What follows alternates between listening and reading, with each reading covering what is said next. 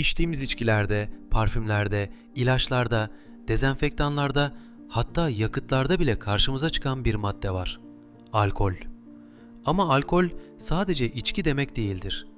Kimya dünyasında alkoller, karbon, hidrojen ve oksijen atomlarından oluşan bir bileşik ailesidir. Bu ailenin üyeleri metanol, etanol, propanol, butanol ve daha niceleri.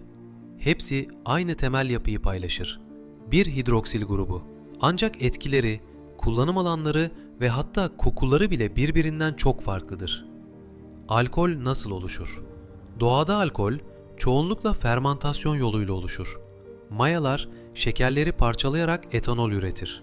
Bu süreç binlerce yıldır insanlığın kullandığı en eski biyoteknolojik yöntemlerden biridir. Antik Sümerler, Mısırlılar ve Yunanlar fermantasyonu neredeyse sihirli bir süreç olarak görürlerdi. Ancak modern dünyada işler değişti.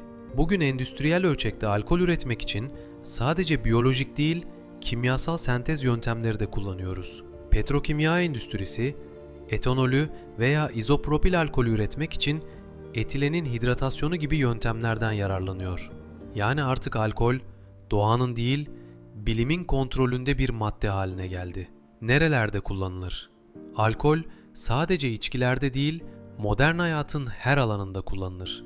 Tıpta, alkol, mikroorganizmaları öldürme gücü sayesinde dezenfektanların ve antiseptik solüsyonların temel maddesidir. Ameliyat öncesi cilt temizliğinden el dezenfektanlarına kadar her yerde. Ayrıca bazı ilaçların çözücüsü olarak da kullanılır. Çünkü yağ ve su arasında köprü kurabilen nadir maddelerdendir. Endüstride boya, vernik, mürekkep, kozmetik ürünleri, parfümler ve temizlik malzemeleri. Tüm bu ürünlerin ortak noktası, içlerinde mutlaka bir miktar alkol vardır. Çünkü alkol, uçucu, çözücü ve yağ çözücü özellikleriyle endüstride vazgeçilmezdir. Enerjide, alkol aynı zamanda bir yakıttır. Etanol, özellikle Brezilya gibi ülkelerde bioetanol adıyla araçlarda benzin yerine kullanılmaktadır. Bu da alkolü sadece bir kimyasal değil, yenilenebilir enerji kaynağı haline getirir. Gıdada ve mutfakta, sadece içki olarak değil, aroma taşıyıcısı, katkı maddesi ve pişirme yardımcısı olarak da kullanılır. Bazı soslar, tatlılar ve ilaç şurupları az miktarda alkol içerir. Peki vücutta ne olur? İnsan vücudu alkolü karaciğerdeki enzimlerle parçalar. Önce asetaldehit oluşur. Bu madde zehirlidir. Daha sonra asetaldehit, asetik aside yani sirkeye benzer bir maddeye dönüşür.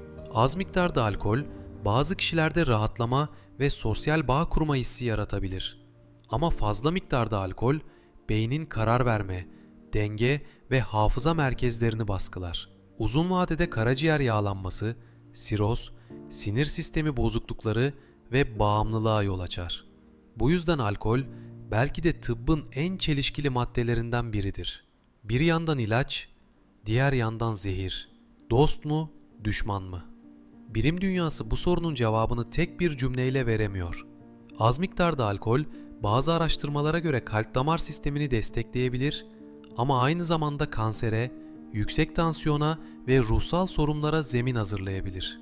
Yani alkol, nasıl ve neden kullanıldığına göre dost da olabilir, düşman da. Bir bilim insanı için alkol, bir çözücü, bir yakıt veya bir sterilizasyon aracıdır. Bir sanatçı için belki bir ilham kaynağı ama bir doktor için çoğu zaman hastalıkların tetikleyicisidir. Alkol, insanlık tarihinin en eski kimyasal ikilemlerinden biridir. İçinde hem yaşam var hem ölüm. Bir yandan temizler, bir yandan kirletir. Bir yandan yakar, bir yandan soğutur. Gerçek soru şu: asıl tehlike sıvının kendisi mi, yoksa onu kullanan bizler mi?